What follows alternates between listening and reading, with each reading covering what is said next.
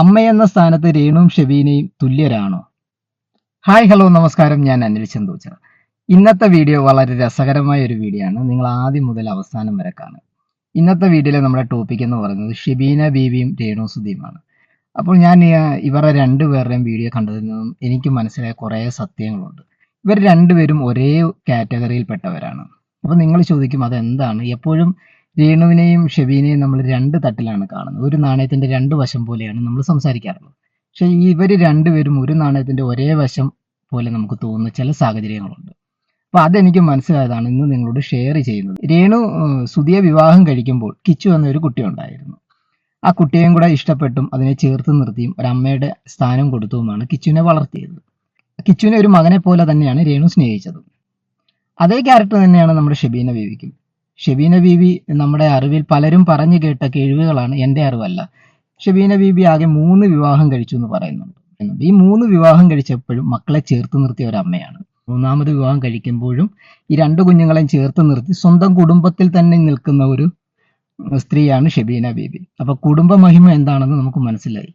പിന്നെ രേണു സുധിയുടെ സബ്ജക്റ്റിലേക്ക് വീണ്ടും വരികയാണെങ്കിൽ, രേണു സുധിക്ക് ഇപ്പോൾ വയ്യാതിരിക്കുന്ന ഈ ഒരു സമയത്ത് കിച്ചു വീണ്ടും വിവാദ വീഡിയോയുമായി വരുന്നു. ഈ സമയത്ത് വീണ്ടും ഈ കിച്ചുവിനെ ചേർത്ത് പിടിക്കുന്നത് ഷെബീന ബീവിയാണ്. അതാണ് മക്കളോടുള്ള സ്നേഹം മനസ്സിലാക്കിയ ആ അമ്മ, എന്ന് വെച്ചാൽ ഡോളറിന് വേണ്ടിയല്ല, മക്കളോടുള്ള സ്നേഹം മനസ്സിലാക്കുന്ന ആ അമ്മ ഷെബീന ബീബി കിച്ചുവിനെ ഇപ്പൊ ചേർത്ത് പിടിച്ചിരിക്കുകയാണ്. അതുകൊണ്ട് തന്നെ കുറച്ച് ഡോളർ കിട്ടും. അത് ഷെബീന ബീബിയുടെ അന്നം തേടിയുള്ള വഴിയാണ്. അതവിടെ നിൽക്കട്ടെ. കിച്ചു ഇപ്പോൾ രേണുവുമായി പിണങ്ങുമ്പോൾ കിച്ചു പറയുന്ന കുറച്ച് കാര്യങ്ങളുണ്ട്. അമ്മ സബ്സ്ക്രിപ്ഷൻ തുടങ്ങിയിരുന്നു, അത് വേണ്ടായിരുന്നു എങ്കിൽ കിച്ചു ആദ്യം പറയുന്നുണ്ട് അമ്മ കുഴപ്പമില്ല, ഓക്കെ ആണെന്ന്.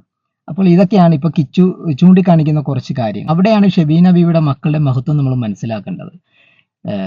ഷെബീന ബീവി ഒന്നിൽ കൂടുതൽ വിവാഹം കഴിച്ചെന്ന് മനസ്സിലാക്കിയ ആ മക്കൾ അതിന്റെ പിന്നാലെ പോകുന്നില്ല. അതേപോലെ തന്നെ അമ്മയുടെ ന്യൂഡ് ഫോട്ടോ ഉണ്ടെന്ന് മറ്റു യൂട്യൂബേഴ്സ് പറയുന്നു, കേസ് കൊടുക്കുന്നു.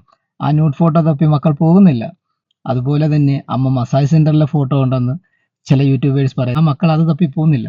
അപ്പോൾ ഇതിൽ കൂടുതൽ അമ്മയെ സ്നേഹിക്കുന്ന മക്കളും മക്കളെ സ്നേഹിക്കുന്ന അമ്മയും വേറെ എവിടെ കിട്ടും? അവിടെ ആ ഒരു ക്യാരക്ടർ വെച്ച് നോക്കുമ്പോൾ ഷെബീന ബീബി ഈ ലോകത്തിൽ പുണ്യം ചെയ്ത ഒരു സ്ത്രീയാണ്. ഇല്ലെങ്കിൽ ഇങ്ങനെ ഒരു മക്കളെ കിട്ടുമോ? ഇത്രയുമൊക്കെ തെളിവുകൾ നാട്ടുകാർ പറയുമ്പോൾ പോലും അത് വിശ്വസിക്കാത്ത മക്കളാണ് കൂടെ നിൽക്കുന്നത്. അവിടെയാണ് കിച്ചുവിനെ നമ്മൾ തിരിച്ചറിയേണ്ടത്. അമ്മയുടെ തെറ്റായ പ്രവണതയെ ചോദ്യം ചെയ്ത മകനാണ് കിച്ചു. പക്ഷെ എന്ത് തെറ്റുകൾ ചെയ്താലും കൂടെ നിൽക്കുന്ന മക്കളാണ് ഷെബീനയ്ക്കുള്ളത്. അതുകൊണ്ട് തന്നെയാണ് ഷെബീന കിച്ചുവിനെ ചേർത്ത് പിടിച്ചത്.